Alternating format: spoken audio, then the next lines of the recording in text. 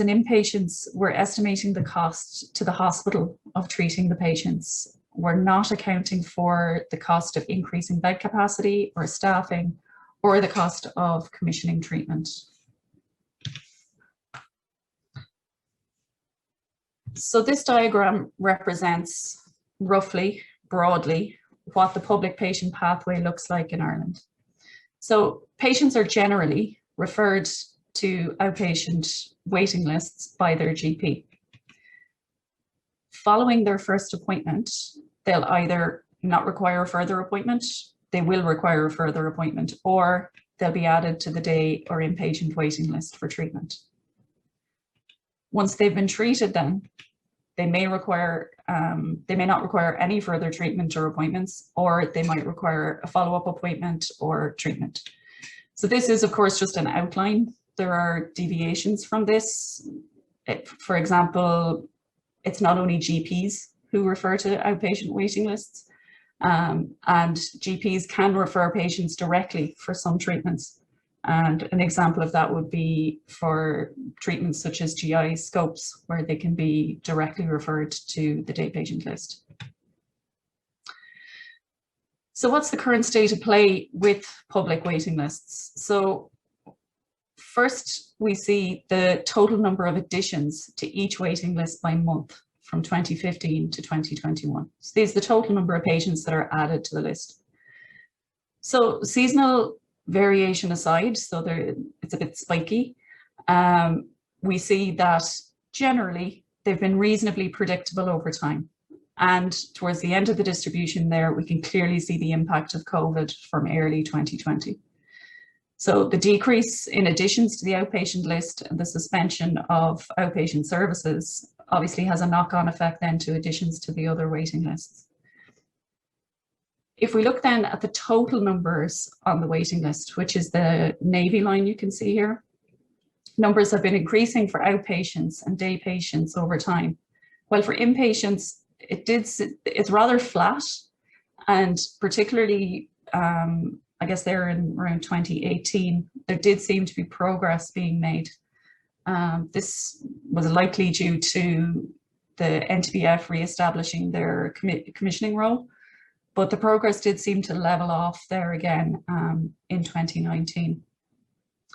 So in January 2021 then, which is the most recent data that's available from the NTBF, there were upwards of 600,000 people on the outpatient waiting list, 25,000 on the inpatient list, and 100,000 on the day patient list.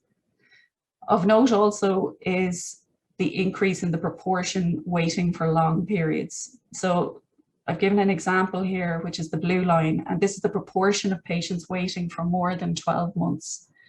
So for example, in January 2020, 18% of those on the inpatient list were waiting for more than 12 months for treatment. And by January 2021, this had increased to 32%. I think the general takeaway from here is that the trajectory was poor even pre-COVID, and I guess it has become even more challenging. So in terms of the data we use for the analysis, they come from two sources. So firstly, from the NTPF, the National Treatment Purchase Fund, who manage the public hospital waiting lists. We use data that you've just seen. So monthly data on the total numbers waiting and the number of additions to the three lists between 2015 and 2020. We also use the age and sex profile of waiters from 2018. For the expenditure analysis, we use data from the Healthcare Pricing Office, which Conor has mentioned already. We're using the mean cost of an outpatient appointment in 2018. And for day and inpatients, we estimate an age, sex, and procedure-specific complexity weight for elective public discharges. And we use the mean or the base cost of a day or inpatient discharge in 2018. So our methods then. So the methods we apply have been adapted and refined from those used by the Institute for Fiscal Studies and the Health Foundation, and are attributed to Rob Findlay, who is a waiting list expert in the UK.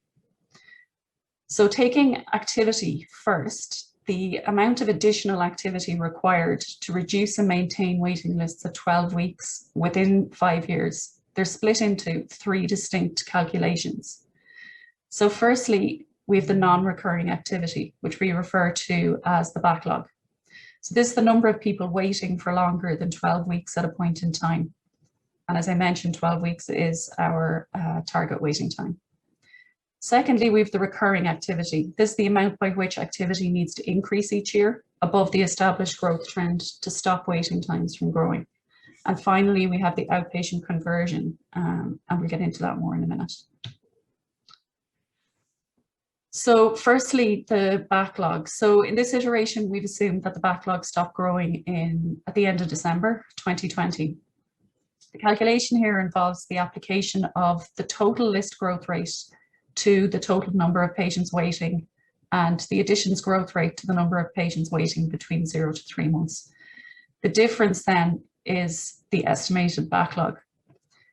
For this, to avoid anomalies in a single month, which may unduly influence the analysis, we calculate the backlog for each month over a prolonged period. So in this case, from November 2018 to October 2020. For Hippocrates, then we consider 2 scenarios. The first is the mean backlog, the mean of those backlog calculations, and in the second, it is the maximum of those backlog calculations to give us a range. Today, I'll just be presenting the maximum, but the other results are available in the paper. So next then, we consider whether there's a requirement for additional recurring activity. So you can think here about the waiting list data I presented earlier. So the two series in particular are important. So the growth in the overall size of the waiting lists and the growth in the number of additions to the lists over time. More important than the changes in those individual series is the relationship between them. And this is where we consider Little's law. Little's law states that the waiting time within a system is equal to the size of the waiting list in the system divided by the effective addition rate. So what that's really saying is to ensure that waiting times don't grow, the waiting list growth rate must be no faster than the addition growth rate. So if the waiting list growth rate is faster than the addition growth rate, then recurring additional activity will be required to maintain those waiting times at 12 weeks. So to calculate the amount of recurring activity required, we calculate monthly mean year-on-year growth rates between March 2015 and February 2020 for the total list and for the additions. So February 2020 is chosen as the end date, as it's the last full month of data pre-COVID. This assumes that pre-COVID growth rates are a more accurate reflection of demand in the longer term. So taking these growth rates, we apply them to the total list size, and the differential between them is the amount of additional activity required to stop waiting times from growing. So in this case, we convert these estimates to rates so that we can account for population change over the clearance period. Lastly, then we have to consider the outpatient conversion. So as well as the recurring and non-recurring outpatient, day patient and inpatient activity required, we have to consider how many of those additional first-time outpatient appointments will convert to admitted care. So going back to the outline of the patient pathway, the exact proportion of that activity that will convert to day or inpatients in Ireland isn't known. The systems currently in place, the data systems, don't allow for the calculation. I suppose you can't currently follow patients from referral to the OPD list and onto the day and inpatient lists. They're separate. So for this, we look to the UK, and they use referral to treatment waiting lists, and have estimated that conversion to be approximately 36%. I mean, we acknowledge that, that would vary widely by specialty. In the absence of any evidence in the Irish context, we adopt 33 1/3 as our working assumption for Hippocrates. and we have a sensitivity check in there at 20%. So I'm going to present the results of both of those today to illustrate the importance of an accurate conversion rate. The cases then are apportioned today in inpatient lists based on the historic trend. So that's currently running at about 85% to day patient and 15% inpatient. The final stage then is to apply costs to establish the expenditure requirements. So for outpatients, we simply use an average cost per outpatient appointment. That's less reasonable an approach for day and inpatients, in which case we're using data from the Healthcare Pricing Office to estimate complexity weighted age and sex profiles for those waiting in 2018. So for example, we calculate the mean weighted unit of a hip replacement for a male age 65 to 69, and we apply that to males age 65 to 69 waiting for a hip replacement in 2018. We repeat that procedure across all patients waiting, and it gives us kind of a weighted age and sex profile for waiters. So these complexity profiles are applied then to the recurring and the non-recurring activity estimates, and the day and inpatient base cost is applied then to that to give us our expenditure requirement. Again, full details on those methods are on the working paper.